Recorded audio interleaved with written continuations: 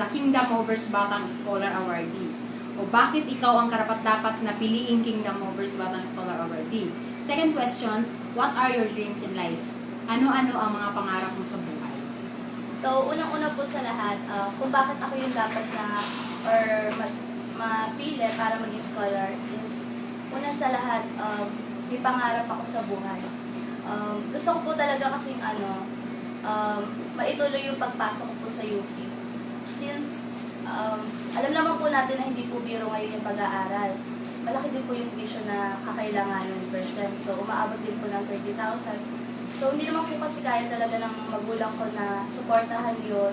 Lalo na po ngayon at hindi naman po kalakihan yung kinikita ng mga magulang ko po. Tapos po, yun po, sa tulong po ng scholarship, parang, malaking tulong po yung maibibigay sa akin. Una sa lahat, matutulungan ko po yung magulang ko para mabawasan po yung mga yung gastusin sa pag-aaral ko. Tapos po, imbes na pinoproblema ko po yung mga financial expenses, makakapag-focus po ako sa pag-aaral. Tapos pangarap, gusto ko talaga maging chemical engineer. Unang-una sa lahat, alam ko naman po, bitiwala po ako sa sarili ko na kaya ko naman po tapusin yun.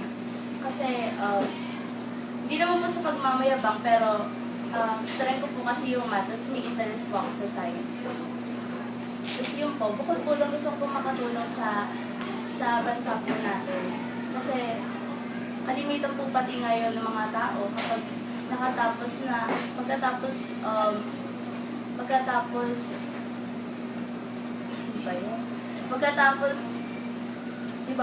makatapos sa bansa niya,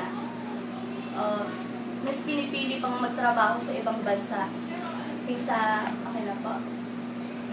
mas pinipili pa sa ibang bansa magtrabaho imbes na paglingkuran yung bayan niya. So, yun.